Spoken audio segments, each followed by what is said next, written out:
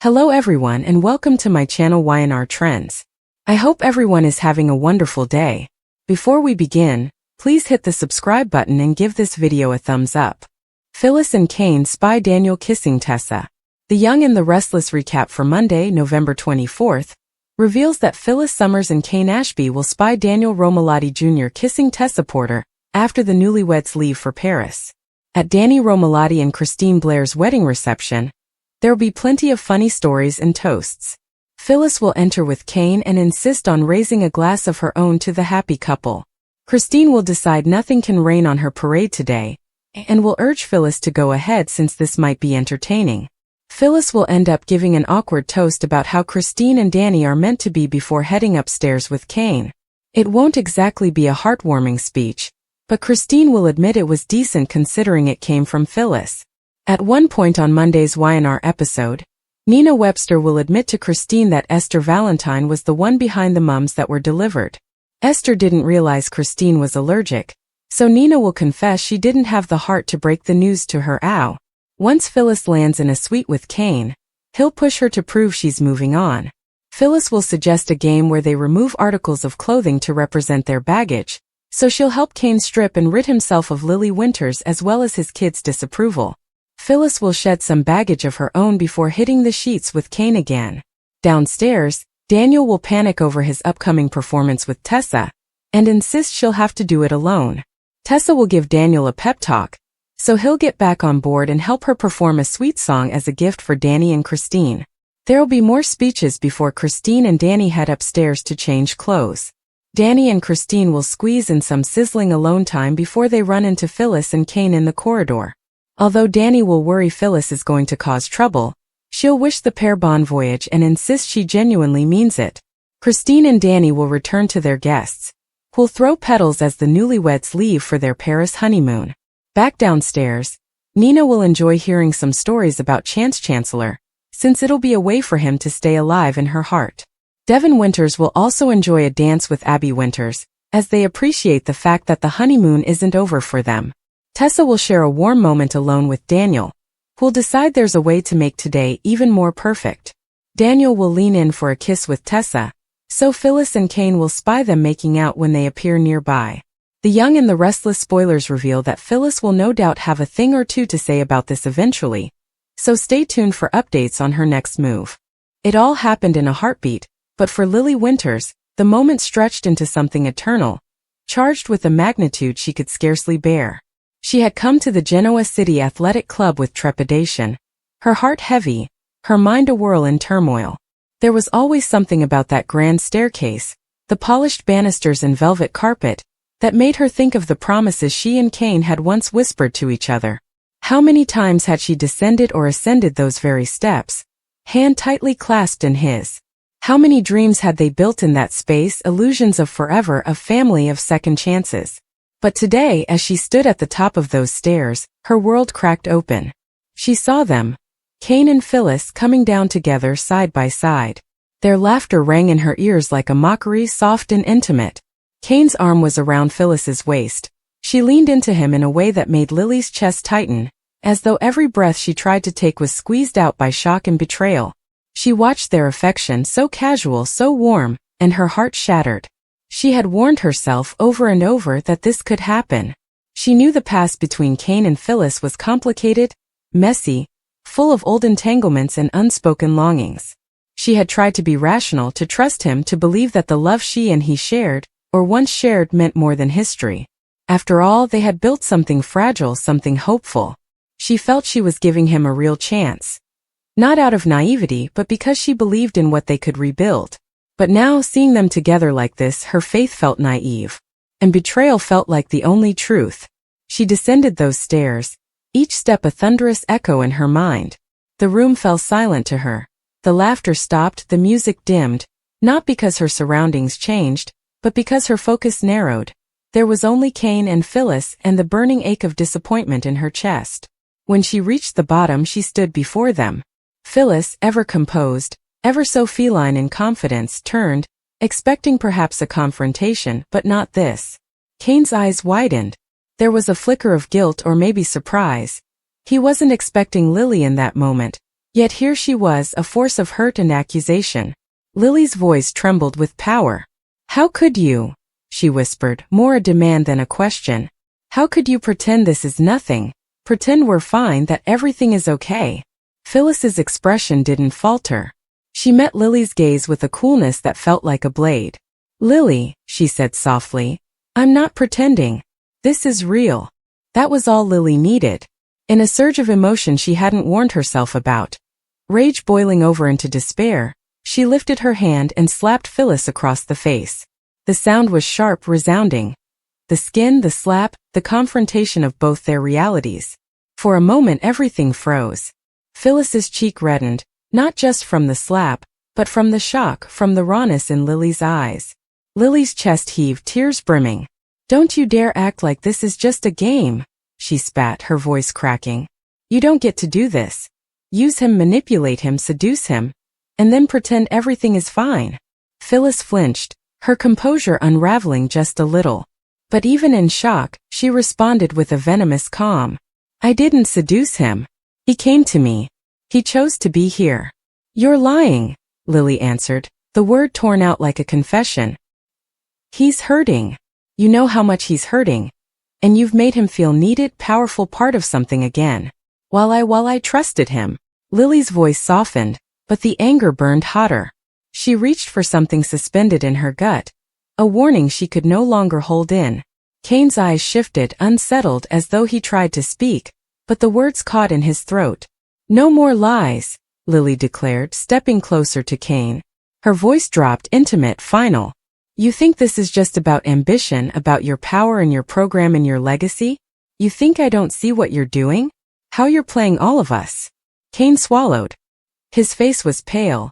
The confident mask he usually wore was cracked. "Lily, he tried to explain, but she held up a trembling hand. "Don't tell me. Don't lie to me. I have tried to believe in you." She shook her head, as though disbelieving herself. "But I'm done. I'm done watching you throw away everything we had, everything we could have built. With her." She pointed at Phyllis. "This isn't just about her. It's about you, and how much you're willing to tear apart your life. And mine, for whatever you think you deserve." There was a long silence. Phyllis, still holding her cheek, looked at Lily with a mixture of defiance and sorrow. Kane's shoulders slumped. His usual composure deserted him. Lily closed her eyes, as though summoning strength she didn't know she had. When she spoke again, her voice was steady, resolved. "I'm leaving Genoa City." Those words hit Kane like a blow. He opened his mouth as though to beg, to plead, to stop her. But Lily didn't give him the chance. She straightened, squared her shoulders, her eyes fierce and resolute. "I need to step away," she said. "I need to figure out who I am apart from all of this. Who you are, without me holding on. And I cannot do that from here. Not while I keep watching the same cycle, the same betrayals." Phyllis's voice, when it came, was low and measured. "Lily, you can't just walk away. Not like this." Lily shook her head. "I can. And I will." The moment Lily Winters left the athletic club, the air seemed heavier, thick with the weight of words unspoken and decisions that could never be undone.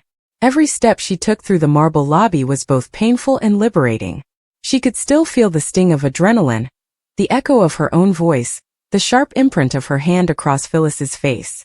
The slap was not merely physical, it was a manifestation of every grievance, every betrayal, every sleepless night spent wondering if the people she loved truly valued her, or if she was merely an option, a placeholder, someone to be taken for granted until the next thrill arrived. As she descended the street toward her car, the city seemed to blur around her. Genoa City had always been a place of excitement, ambition, and promise, but today it felt suffocating.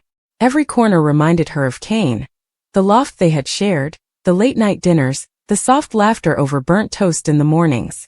She had invested so much of herself in him, trusted him in ways she had never trusted anyone, believed in the man who could rise above mistakes, who could grow, who could choose her and her alone.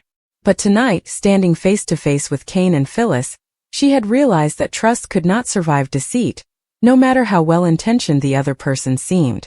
The wind whipped against her face as she reached her car, pulling her coat tighter.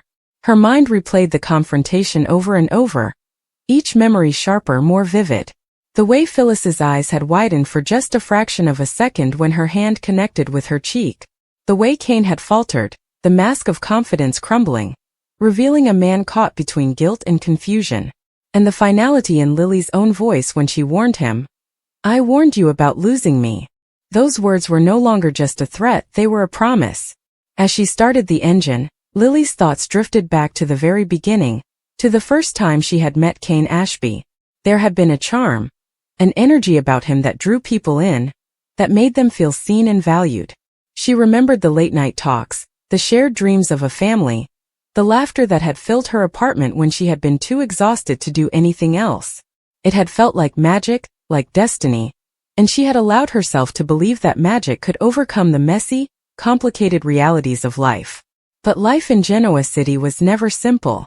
There were always ulterior motives, always schemes hidden beneath polite smiles and champagne toasts. Phyllis Summers was a master at navigating those schemes, at bending circumstances to her advantage, at finding ways to insert herself into the lives of those she deemed worthy of manipulation. Lily had known of Phyllis's history with Kane, had been cautious, had believed that love, honesty, and transparency would protect her from the inevitable betrayals. Tonight had proven her wrong. She drove aimlessly at first, letting the streets of Genoa City pass in a blur. Every familiar landmark, the Abbott Mansion, the Newman Ranch, the Genoa City Athletic Club, reminded her of the complex web of relationships, rivalries, and loyalties that defined this city. She had loved Kane, yes, but she had also loved the idea of stability, of trust, of a future where she could rely on someone without constantly questioning their intentions. And now, in the aftermath of tonight, those illusions had been shattered. The car slowed as she approached the outskirts of the city, where the skyline gave way to open streets, the distant hum of traffic replaced by the occasional chirp of a night bird. Here, away from the claustrophobic energy of Genoa City, Lily allowed herself to breathe. Her hands gripped the steering wheel tightly, knuckles white, as tears finally slipped down her face. She had fought to maintain control, to appear composed in front of Kane and Phyllis, but now alone in her car, she allowed herself to feel every ounce of hurt, disappointment, and anger. She thought of Phyllis standing there, her expression a mixture of shock and indignation, her composure rattled by the unexpected slap. Phyllis had always been clever, always quick to regain her footing, but Lily had managed to pierce that armor, if only for a moment. It had been a release, a cathartic assertion of her own power, a way to remind both Kane and Phyllis that she was not someone to be dismissed, used, or manipulated. And Kane. She couldn't stop thinking about Kane. His face had been a portrait of conflict, of love and regret colliding in a storm of emotion. He had tried to explain, to justify, to rationalize his actions, but Lily had seen through it. Love was not measured by convenience or fleeting desire. It was measured by loyalty, integrity, and the willingness to prioritize the other person's heart over one's own whims. Kane had failed that test tonight, and while her heart ached, she knew she could not remain in a space where failure was tolerated, even in the name of love. Lily's thoughts turned inward, reflecting on her own journey, the battles she had fought to carve a space for herself in a city that often seemed designed to punish vulnerability. She had learned resilience, yes, but also discernment. She had learned that walking away was sometimes the bravest act, that preserving one's dignity and self-respect was more important than clinging to relationships that eroded the soul. And tonight, walking away from Kane, from Phyllis, and from the city she had called home, was her declaration of independence. As the miles stretched behind her, Lily began to consider what leaving Genoa City would mean. She would have to start over, re-establish herself, perhaps even redefine her identity outside the confines of familiar names and histories. There would be loneliness, undoubtedly, and the ache of separation from the life she had known. But there would also be freedom. Freedom to heal, freedom to rediscover herself, freedom to love without the constant fear of betrayal looming overhead. Meanwhile, back at the athletic club, Kane and Phyllis were left to confront the consequences of Lily's departure. Kane stood in the center of the room, his hands trembling slightly, as he replayed Lily's words over and over. "I warned you about losing me." He had always prided himself on his ability to navigate the treacherous waters of Genoa City, on his skill at managing complex relationships and delicate egos. But tonight he had been powerless. Lily had seen through him, seen past the charm, past the excuses, past the half-truths, and the reality of what he had done had hit him like a freight train. Phyllis, for her part, was stunned into silence. The slap had left its mark, not just physically but psychologically. She had encountered confrontation before, had faced anger and disappointment from many quarters, yet Lily's intensity, her unwavering conviction, had shaken her to the core. It was a rare moment of vulnerability for Phyllis, a reminder that not everyone could be swayed or manipulated, that not every heart was up for grabs. Kane finally found his voice, his tone strained, desperate. "Lily, wait. Please don't go. I can fix this. I can make it right." But it was too late. Lily was already beyond the reach of words, beyond the pull of persuasion. Her departure was a boundary, a line drawn in the sand, and Kane had crossed it. He realized with a deep and painful clarity that love could not always be repaired with apologies or promises. Some actions were irreversible, some betrayals too deep to mend. As Lily drove further from Genoa City, she allowed herself to think about the future. There would be challenges, yes, and nights when loneliness gnawed at her heart, when memories of Kane's smile or Phyllis's laughter threatened to pull her back. But she would face them with strength, armed with the knowledge that she had acted with integrity, that she had prioritized her own worth above the fleeting desires of those who had failed her. Her phone vibrated on the passenger seat, a text from an unknown number flashing across the screen. She didn't pick it up. She didn't need distractions, apologies, or explanations. Tonight was about her, about reclaiming her life and her heart. She needed silence, space, and time to rebuild what had been broken. Meanwhile, in Genoa City, the shockwaves of Lily's departure reverberated through the lives of those she left behind. Kane was left grappling with guilt, regret, and the stark reality that some losses could not be undone. Phyllis was confronted with her own choices, forced to reckon with the impact of her actions and the limits of her influence. And for everyone else, those who had watched from the sidelines, Lily's exit served as a potent reminder. Love in Genoa City was never simple, loyalty was never guaranteed, and betrayal could strike from the most unexpected quarters. As Lily crossed the city limits, leaving behind familiar streets, familiar faces, and the weight of broken trust, she felt a strange combination of grief and liberation. The path ahead was uncertain, fraught with challenges and unknowns. But for the first time in a long time, she felt truly alive, empowered by her own choices, guided by her own principles, and determined to forge a life untainted by betrayal, manipulation, or the compromises that had cost her so much. Her departure was more than a physical act, it was symbolic. It was a statement of self-respect, a refusal to tolerate deceit, a commitment to honor her own heart above all else. And as the city faded behind her, she allowed herself to hope, to dream, and to believe in the possibility of a future defined not by the mistakes of others, but by the strength and resilience she carried within herself. Lily's car rolled along the outskirts of Genoa City, the familiar skyline fading into the distance, replaced by the dim glow of streetlights and the quiet hum of the open road. The city she had loved, hated, and survived in for so many years was now behind her, a complex tapestry of memories she could no longer allow herself to dwell on. Each mile stretched her freedom further, but it also stretched her heart, pulling at it in ways she wasn't yet ready to confront. She clutched the steering wheel tightly, knuckles pale, as though her grip could hold her together in a world that now seemed fragile and unpredictable. Her mind wandered unwillingly back to Kane. She remembered the warmth of his hands, the way his smile could make even the darkest day feel lighter, the times they had laughed until tears ran down their cheeks.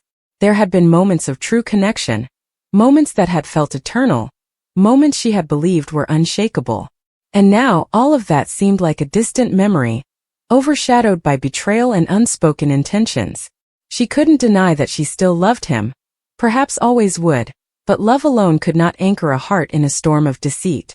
The slap she had delivered to Phyllis still resonated in her mind. She had not intended it as an act of violence, but as an assertion of power, a declaration that she would no longer tolerate manipulation or dishonesty. The sound of her hand connecting with Phyllis's cheek had been sharp, resounding, a punctuation mark on a chapter of her life she had finally decided to close. In that instant she had taken back control, reminding herself, and both of them, that she was not a pawn in anyone's game. Phyllis. Lily's thoughts turned to her, the woman whose very presence had destabilized so many lives in Genoa City. She had been cunning, relentless, and utterly fearless in her pursuit of whatever she desired. Lily had seen glimpses of that throughout their history, the way Phyllis could charm, manipulate, and bend circumstances to her advantage, but tonight she had witnessed the subtle fear beneath the surface. The momentary shock in Phyllis's eyes after the slap had revealed that even the seemingly untouchable could be confronted, could be held accountable. Lily had felt a sense of satisfaction in that, fleeting though it might be, knowing she had made her mark, even if just emotionally.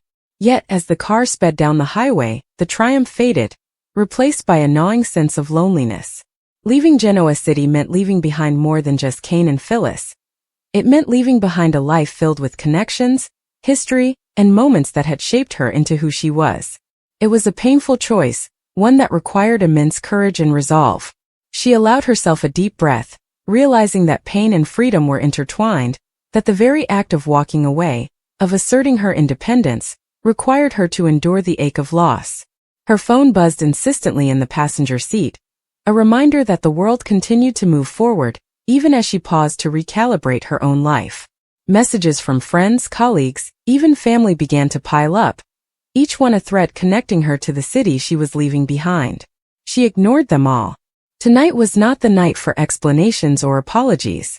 Tonight was hers, a time to process, reflect, and rebuild from the ground up. As she drove, Lily allowed herself to think about the people who had mattered most in her life, the ones who had shaped her values, her beliefs, and her sense of identity. Her parents had instilled in her a sense of justice, empathy, and resilience. They had taught her that love was precious, but self-respect was invaluable. And in that moment, she realized she was honoring those lessons by refusing to be diminished, by choosing to prioritize her own well-being above the chaos that often engulfed Genoa City. Meanwhile, back at the athletic club, Cain remained frozen in the aftermath of the confrontation. The echo of Lily's words haunted him. "I warned you about losing me." He had always believed that he could navigate any challenge, manipulate circumstances to his favor, and mend broken bonds with charm and intention. But Lily had shown him that some actions could not be undone, that trust, once fractured, could not be reconstructed by words alone. Phyllis stood nearby, her hand still grazing her reddened cheek, a mixture of indignation and reflection in her gaze. She was a woman accustomed to control, accustomed to bending situations to her will, and yet Lily's slap had reminded her of a harsh truth. Not everyone could be manipulated, not every heart could be swayed, and some decisions, especially ones made with integrity, carried consequences far beyond what she could predict. For once, she was forced to confront the ripple effects of her actions, the lives impacted by her choices, and the very real possibility that she might have pushed someone away permanently. Cain's mind raced as he attempted to imagine what Lily's departure meant for all of them. He remembered the moments they had shared, the promises he had made, and the subtle ways he had allowed ambition and temptation to interfere with what truly mattered. Guilt gnawed at him, sharper than any physical pain, because he knew that the opportunity to make things right had passed. Lily had made her choice, and he had only himself to blame for failing to honor the love she had entrusted to him. Meanwhile, Lily's journey continued, the cityscape gradually giving way to open roads and quiet neighborhoods. The familiar lights, the bustling streets, the faces she recognized, all of it faded, replaced by the serenity of distance and the promise of new beginnings. Each mile brought clarity, a separation from the entanglements of the past, and an opportunity to rediscover herself. She considered what her life might look like beyond Genoa City. The work she could focus on, the relationships she could nurture without fear of betrayal, the personal growth that awaited her in spaces untouched by the chaos she had left behind. Despite the pain, she felt a sense of empowerment. Leaving had not been easy, and it would not be without its challenges, but the act of prioritizing her own well-being, of asserting boundaries, of refusing to remain in a situation where she was disrespected and devalued, was profoundly liberating. She knew that healing would take time, that nights of loneliness and reflection were inevitable, but she also knew that she was capable of navigating those moments with strength, grace, and resilience.